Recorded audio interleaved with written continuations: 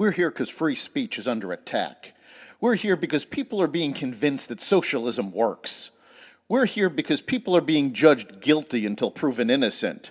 We are fighting back with facts. This is not a safe zone, so buckle up, Buttercup. This is the raw, naked truth.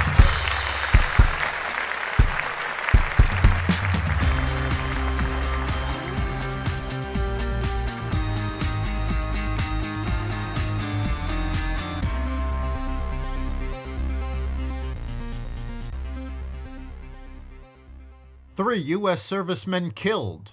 UN employees complicit in the attack on Israel. Biden takes another shot at the energy industry, and more. Welcome to the Raw Naked Truth. I'm your host, Eric Lopkin, and here's the news you need to know. 3 U.S. service members were killed and at least 34 were injured in an Iran-backed militia's drone strike on a base in northeast Jordan, U.S. officials said on Sunday, marking the first American troops killed in hostile action since the start of the Hamas-Israeli conflict in Gaza. A U.S. official said that the attack took place overnight at Tower 22, a small outpost near the Syria border. The drone struck living quarters for the troops, contributing to the high casualties, a U.S. official said. The strike, which was carried out by a one-way attack drone, signals an escalation in the fighting in the region. The President and Secretary of Defense said the U.S. would retaliate. Critics took aim at President Biden's Middle East policy, with Senator Lindsey Graham saying, "Hit Iran now," in a statement after the Sunday attack. "Hit them hard." Biden said, "We shall respond," and vowed in a written statement to hold all those responsible to account at a time and in a manner of our choosing.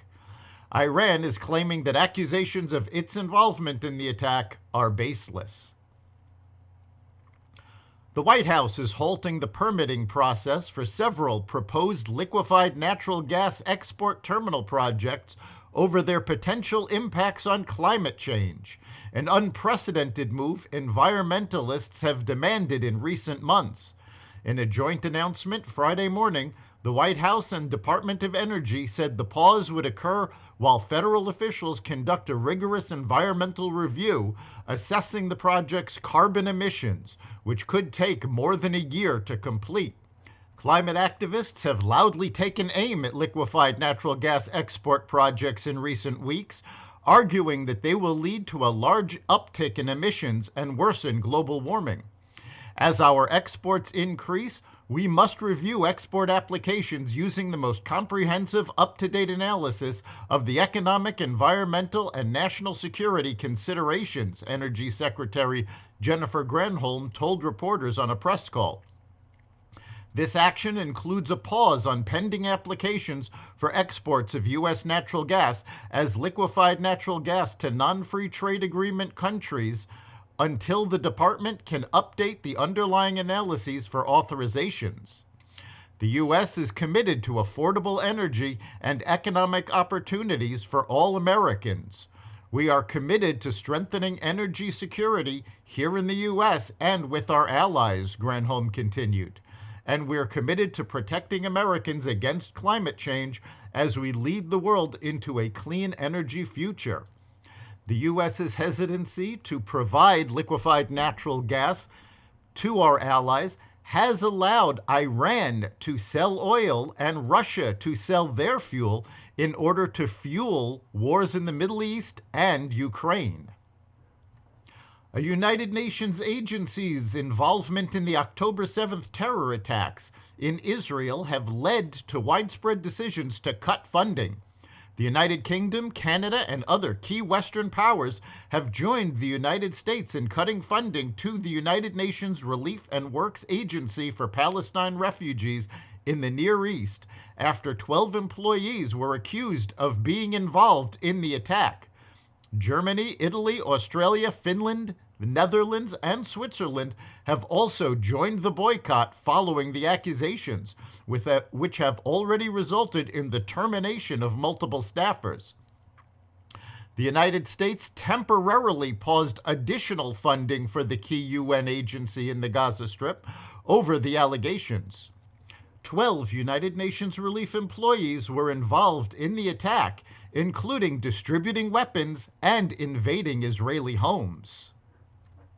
The U.S. Navy will start to enlist applicants who have not graduated from high school or obtained a GED as the service continues to struggle with its recruiting goals. We get thousands of people into our recruiting stations every year that want to join the Navy but do not have an education credential, and we just turn them away, Vice Admiral Rick Cheeseman, the Navy's chief of personnel, said of the change, according to a report in the Associated Press. The new plan will allow recruits who don't have an education credential to enlist as long as they score a 50 or above out of 99 on the qualification test, according to the report, marking the first time the Navy has allowed such recruits since the year 2000. Cheeseman said the Navy turned away over 2,400 potential recruits last year because they lacked an education credential, roughly 500 of whom could have scored high enough to get in under the new rules. House Republicans on Sunday released 2 articles of impeachment against Homeland Security Secretary Alejandro Mayorkas, accusing him of high crimes and misdemeanors for an alleged willful and systematic refusal to comply with immigration laws. Only one cabinet secretary has ever been impeached in 1876. Mayorkas has repeatedly refused to do his job and enforce the laws Congress has passed, said House Homeland Security Committee Chair Mark Green. U.S. immigration law states that anyone entering the United States not at a checkpoint will be turned away. The Biden administration has refused to enforce this law. That's the Raw Naked Truth. You can catch every episode of the Raw Naked Truth at xvadio.com, the Apple Podcasts app, Google Podcasts, Spotify, iHeartRadio, Audible, Amazon Music, and other platforms that respect freedom of speech. We'll see you next time.